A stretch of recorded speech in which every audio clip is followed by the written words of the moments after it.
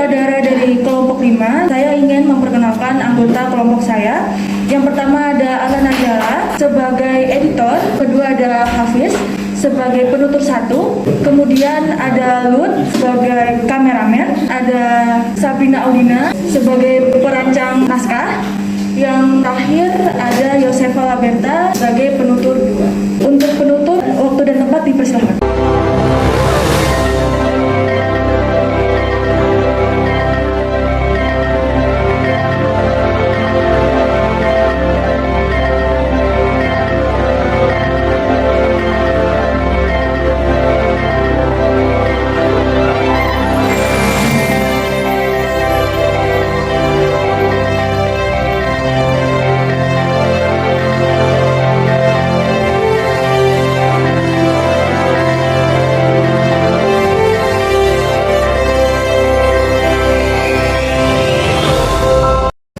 Pada tahun 2010 telah dibijakkan kembali kaki 3 pemuda asal Minangkabau dari Timur Tengah yang kembali dengan tujuan memberikan ajaran Islam di tanah kelahiran mereka yaitu Minangkabau. Haji Miskin, Haji Sumani, dan Haji Piobang. Mereka lah 3 orang pemuda yang ingin memurnikan ajaran Islam di tanah kelahiran mereka, Minangkabau.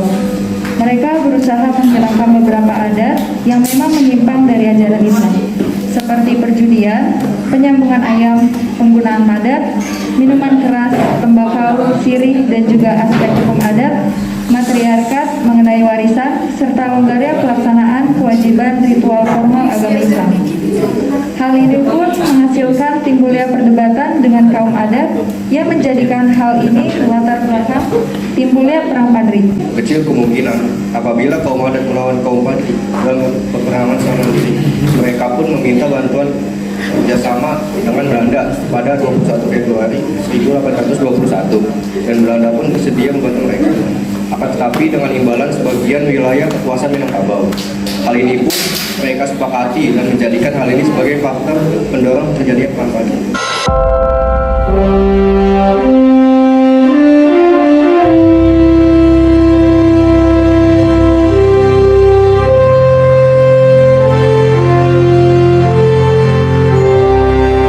Dengan berlangsungnya perang Padri ini selama 35 tahun, terdapat banyak sekali tokoh yang terlibat, yaitu Tuanku Koto Tuo, sang petinggi agama dengan ribuan murid, Kaki Sagir atau Tuanku Samik sebagai peneliti dan penulis, 3 pemuda haji, Raja Bagaruyung, Seto Kalibasa yang merupakan panglima perang di Ponegoro yang memasuki Sumatera, Sultan Tangkal Bagar yang berkhianat, dan tokoh yang paling menonjol dan berpengaruh dalam perang Padri yaitu Tuanku Imam Bonjol yang biasanya dapat kita lihat pada uang kertas senilai Rp5.000 pada tahun keluaran 2001.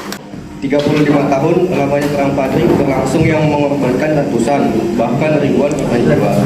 Tak hanya satu kali peperangan, akan tetapi terbaginya peperangan ini dalam 3 fase, yang dimana pada fase pertama yang berlangsung pada tahun 1821 sampai 1825.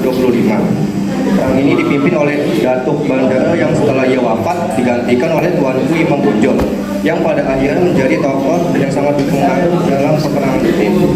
Pasukan Padri dengan taktik perang gerilya berhasil mengacaukan pasukan Belanda. Karena kewalahan, Belanda pun mengajak berunding. Tanggal 26 Januari 1824 diadakan perjanjian Monang dengan kaum Padri. Namun kemudian dilanggar oleh Belanda. Di sini kaum Padri melakukan penyerangan dengan pos-pos dan senjata oleh Belanda. Tahun 1825 sampai 1830 yang merupakan tahun di mana terjadinya fase kedua perang Padri ini terjadi. Diadakannya perjanjian Padang pada 15 November 1825. Kaum Padri diwakili oleh Tuanku Nandrence dan Tuanku Pasaman dengan perantara seorang Arab yang bernama Said Salimpo Japret.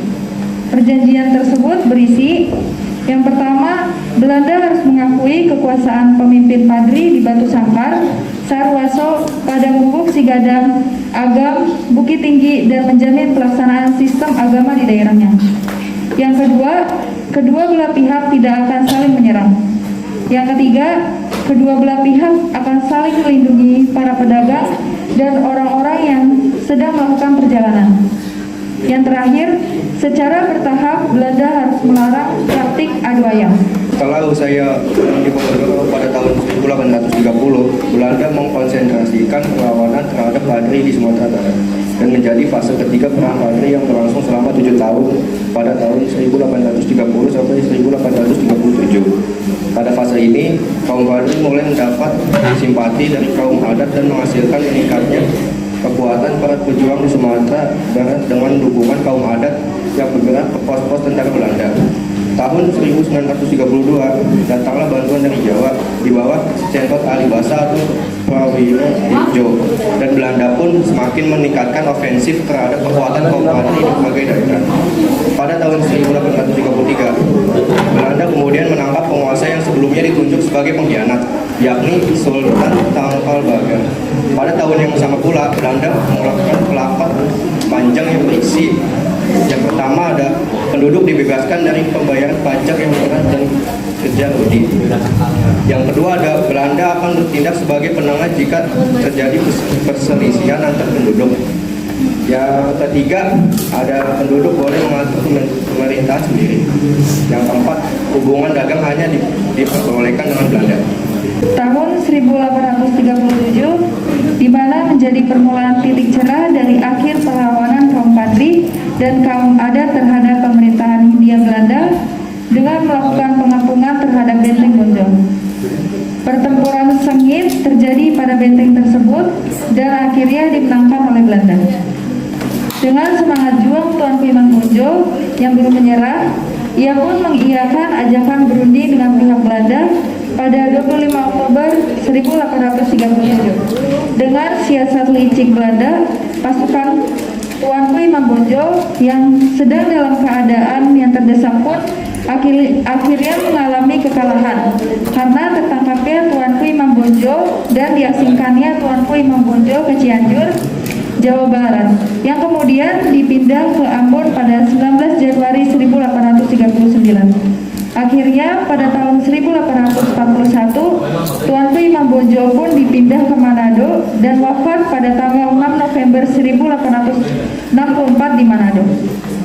Kesimpulan yang dapat disimpulkan dari peristiwa ini adalah Perang Padri merupakan peperangan yang terjadi di Sumatera Barat, tepatnya di wilayah Kerajaan Pagaruyung pada 1803 sampai 1838. Perang Padri yang awalnya terjadi karena perbedaan prinsip mengenai agama antara kaum Padri dengan kaum adat.